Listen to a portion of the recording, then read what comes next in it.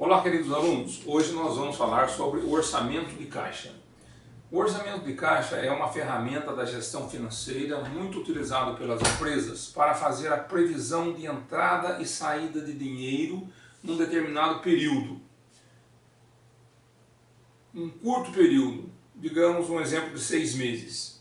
Muito bem, você pode me perguntar, mas professor, não é só lançar as vendas e os pagamentos, as compras, as despesas e eu vou ter a minha entrada de dinheiro? Não é bem assim, querido aluno, porque muitas vezes a empresa pode vender em um determinado mês, mas não recebe aquela venda integralmente naquele mês, porque ela concede um prazo ao seu cliente, às vezes 30, 60, 90 dias. Assim como ela compra de fornecedores e também não paga tudo no mesmo mês, paga com uma entrada 30, 60 dias. Muito bem, então é por causa dessa diferença de prazos que a gente tem que elaborar uma projeção da entrada e saída real de dinheiro para a empresa naquele momento. Então é isso que o orçamento de caixa vai nos mostrar uma projeção da entrada e saída real do dinheiro. E por que é isso importante? É importante porque a empresa consegue prever num determinado período se ela vai ter um superávit, ou seja, uma sobra de dinheiro em seu caixa, e aí ela poderá buscar a melhor aplicação para aquele recurso, ou se ela vai ter um déficit, ou seja, uma falta de dinheiro no seu caixa. E aí ela pode buscar um empréstimo com os juros, os menores juros possíveis, ou seja, dinheiro o menos oneroso possível. Tá? Pode ser, por exemplo, um desconto de duplicatas, que é você levar a duplicata até o banco e descontá-la. Uma duplicata que você tem para receber daqui a 30 dias, você recebe hoje junto ao banco. Obviamente o banco vai cobrar também da empresa juros, mas isso nós vamos ver posteriormente.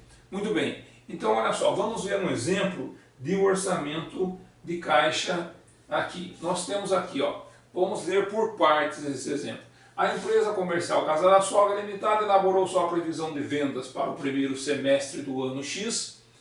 Tal empresa pretende vender R$30 mil no primeiro mês e aumentar suas vendas gradativamente em 5% ao mês. Essas vendas serão efetuadas da seguinte forma: uma entrada, então o cliente vai pagar uma entrada, uma parcela daqui a 30 dias e outra daqui a 60. Bom, então vamos verificar primeiro, mês a mês, qual vai ser a efetiva entrada de dinheiro referente a estas vendas. Bom, ela pretende vender 30 mil em janeiro. Desses 30 mil, ela pretende receber a entrada em janeiro, uma primeira parcela em fevereiro e uma segunda em março. Para o mês de fevereiro, ela pretende aumentar em 5% as suas vendas. Então, 30 mil mais 5%. E pretende receber em 3 vezes também, sendo agora a entrada em fevereiro, porque a venda é em fevereiro, a primeira parcela em março e a segunda em abril. Para março, ela pretende também aumentar em mais 5% suas vendas, passando então para 33.075. Também para receber a primeira entrada em março, a primeira parcela da venda de março em abril e a segunda e última parcela da venda de março em maio. Muito bem, e assim sucessivamente. Então agora, somando as colunas verticais, nós podemos observar a real entrada de dinheiro na empresa em janeiro, fevereiro, março, abril, maio, junho e assim sucessivamente. Aí você vai me perguntar, professor, por que em maio só tem dois valores lançados? Obviamente porque nós estamos estudando, nós estamos fazendo uma projeção até junho. Então eu não dividi esse valor por 2, eu dividi por 3. Mas eu lancei a entrada da venda de maio em maio, a primeira parcela em junho e a segunda parcela eu lançaria em julho. Porém eu não estou estudando o mês de julho, o meu semestre para aqui em junho. Então somando aqui verticalmente, olha só. eu tenho a real entrada de dinheiro em janeiro, fevereiro, março, abril, maio, junho e junho. Muito bem. Então, veja bem, querido aluno, nós temos aqui a entrada real de dinheiro. Agora nós vamos voltar ao nosso enunciado para nós observarmos o seguinte, ó. A empresa estabelece seu preço de venda 70% acima dos custos e compra seus produtos com pagamento para 30 e 60 dias. Muito bem, então se ela comprou em janeiro, 30 mil, e nesses 30 mil já tem 70% embutido de lucro, o que eu faço para retornar ao preço de custo? Eu pego esses 30 mil e divido por 1 mais a taxa. Ou seja, não é 70% que o enunciado nos diz? Então eu vou pegar 30 mil e dividir por 1,70. Aí eu retorno ao custo. Então, 30 mil dividido por 1,70 retorna o custo e vou descobrir qual é o valor que foi pago por essas mercadorias que eu vendi por 30 mil. Então, as mercadorias que eu vendi por 30 mil, eu paguei 17.647,06. Lembrando que esse valor aqui, como que eu cheguei nesse valor? Eu dividi os 30 mil da venda por 1,70. 1 mais a taxa de lucratividade que eu havia colocado em cima, que já estava incutido naqueles 30 mil. Cheguei ao preço de custo. E lá no enunciado também está escrito que o pagamento ao meu fornecedor é feito da seguinte forma, em 2 vezes, 30 e 60 dias, ou seja, sem a entrada. Então a compra de janeiro foi feito, o pagamento será feito em fevereiro e março. A compra de fevereiro, o pagamento será efetuado em março e abril. A compra de março, o pagamento será efetuado em abril e maio. A compra de abril, o pagamento será efetuado em maio e junho. Então, olha só. E como cheguei nesses demais valores? Da mesma forma, dividindo as vendas por 1,70. 31.500 dividido por 1,70. Chego lá na compra de fevereiro, por exemplo. Então agora, somando as colunas, eu vou verificar quanto que efetivamente eu vou pagar aos fornecedores em cada mês. Então, olha só, no mês de janeiro não vou pagar nada, porque a compra de janeiro começo a pagar em fevereiro. No mês de fevereiro vou pagar só a entrada da compra de janeiro, a primeira parcela da compra de janeiro. No mês de março eu vou pagar a segunda parcela da compra de janeiro e a primeira parcela da compra de fevereiro, e assim sucessivamente. Então, somando aqui agora, eu tenho os valores que eu vou pagar aos fornecedores efetivamente em cada mês, né? Por exemplo, aqui, vamos pegar aqui o que eu vou pagar em abril. Em abril eu vou pagar, olha lá, fevereiro. Em abril eu vou pagar a segunda parcela da compra de fevereiro e a primeira parcela da compra de abril, visto que não tem entrada. Então eu não pago nada de março, aqui eu não pago a entrada. Muito bem, então eu vou agora para o meu orçamento de caixa aqui. Isso que está aqui, ó, recebimento de vendas, 10.000, 20.500, 31.525, 33.101,25, 34.756. Esse valor eu copiei da primeira tabela. Aqui, ó, 10.000, 20.500, 31.525, 33.101,25, 34.756 e 31, 36, 494 e 13. Então esse valor foi copiado da primeira tabela. Então, ó, recebimento de vendas, o que realmente eu vou receber em cada mês. Da mesma forma que o pagamento a fornecedores, eu copiei da segunda tabela, o que realmente eu vou pagar ao fornecedor em cada mês. Então, olha só, vamos voltar na segunda tabela para você comprovar. Olha aqui, ó, 823,53, 18,088,24, 18,992,65. Vamos verificar lá no orçamento de caixa. Olha só, Esse valor aqui eu copiei da segunda tabela, pagamento de fornecedores. Copiei da segunda tabela. É o valor que eu realmente vou pagar aos fornecedores mês a mês. Muito bem, então no enunciado ele está me dizendo, então voltemos um pouquinho no enunciado. O enunciado está me dizendo também que o saldo inicial do caixa da empresa em janeiro do ano X é 10 mil. Então vamos lá, vamos voltar aqui. Saldo inicial em janeiro, 10 mil. Mais o recebimento de vendas de janeiro, 10 mil. Então, total da entrada efetiva de dinheiro em janeiro, 20 mil. Vamos ver quanto a saída. Pagamento a fornecedor, em janeiro eu não vou pagar nada. Pagamento de mão de obra, 6 mil. Está escrito lá no enunciado também que o pagamento de mão de obra é 6 mil reais mensais e que vai haver um dissídio de 3% a partir de abril. Vamos ver lá, ó. Vai haver um pagamento, os gastos com mão de obra e encargos sociais somam 6 mil reais por mês, porém haverá um aumento de 3% a partir de abril, dissídio. Então veja bem,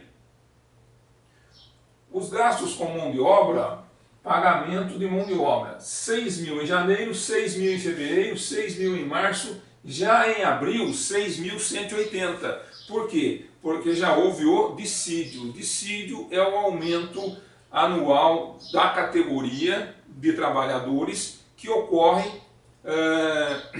para corrigir os efeitos da inflação no salário do trabalhador. E isso é discutido do sindicato dos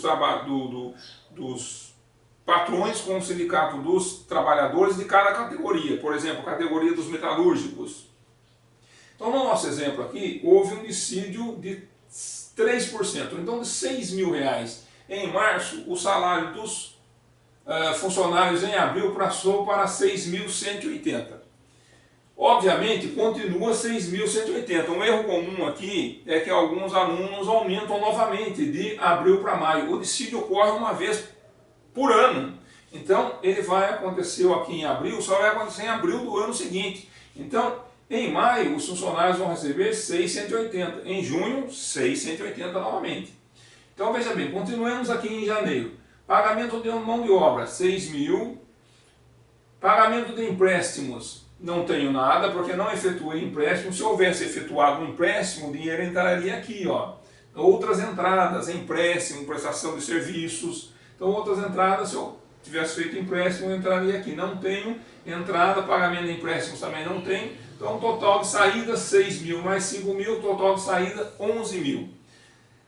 20 mil total de entrada, menos 11 mil total de saídas, saldo final do caixa previsto para janeiro é 9 mil. Nós já sabemos que o saldo final de um período, no caso o nosso período aqui é mês, período mensal, o saldo final de um período é o mesmo inicial do período seguinte. Então os 9 mil aqui, do saldo final de janeiro, passa para o inicial de fevereiro. Bom, em fevereiro eu tive a entrada de vendas no valor de 20.500. Ou da onde mesmo apareceu esse 20.500? Olha, da primeira tabela, do meu recebimento de vendas, a minha projeção de recebimento de vendas, 20.500. Muito bem, olha só. Então, fevereiro, 9 mil do saldo inicial, mais 20.500 de entrada de vendas, 29.500. Pagamento em fevereiro. Fevereiro eu tenho pagamento a fornecedores. Tem pagamento a fornecedores. Se lembram lá na tabela, ó, fevereiro eu tenho que pagar aos fornecedores 823,53. Então, entra aqui pagamento a fornecedores. Pagamento de mão de obra. E outras despesas, 5.250. Por que aumentou de 5.000 para 5.250? Porque lá no enunciado está escrito que o valor das despesas operacionais vai acompanhar a proporção do aumento de vendas. Então as vendas não estão aumentando 5% ao mês, então as despesas operacionais também vão aumentar todo mês 5%. A previsão do aumento é 5%. Então 5.250. Então veja bem, querido aluno, saídas, fornecedores, mão de obra, demais despesas, 20.073,53. Então agora vamos ver o saldo final de caixa.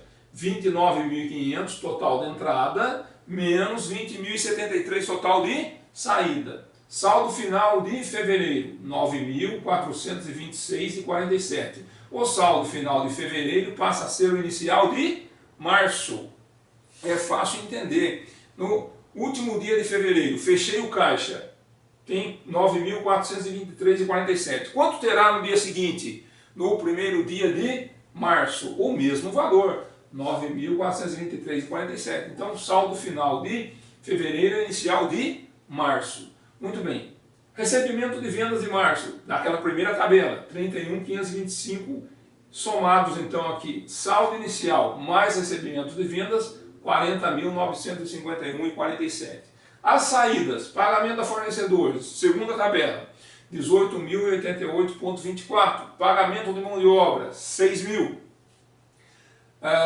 Demais despesas, despesas operacionais, 5.512,50. Total das saídas, 29.600,74. Total da entrada menos total da saída igual ao saldo final de caixa.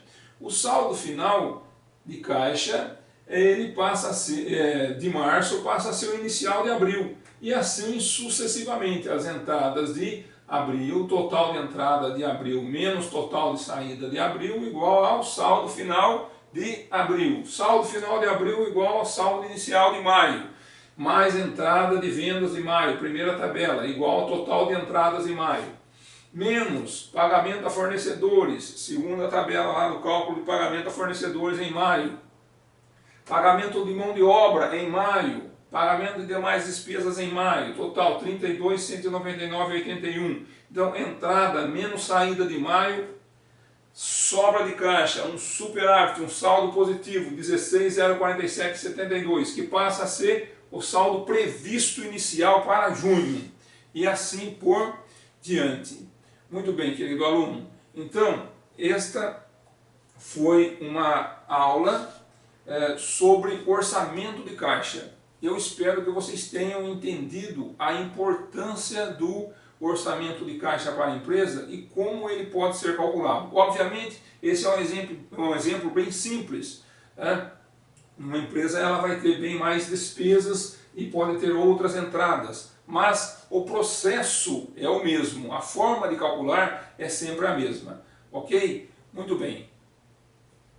Nós encerramos por aqui e se vocês tiverem algumas dúvidas, nós teremos a oportunidade de esclarecer essas dúvidas através das nossas aulas online que são prestes a começar ou através do e-mail que vocês podem me mandar. Ok? Um grande abraço para vocês, tudo de bom, estou com muita saudade de vocês, espero que em breve estejamos em sala de aula novamente, se Deus quiser. Tudo de bom.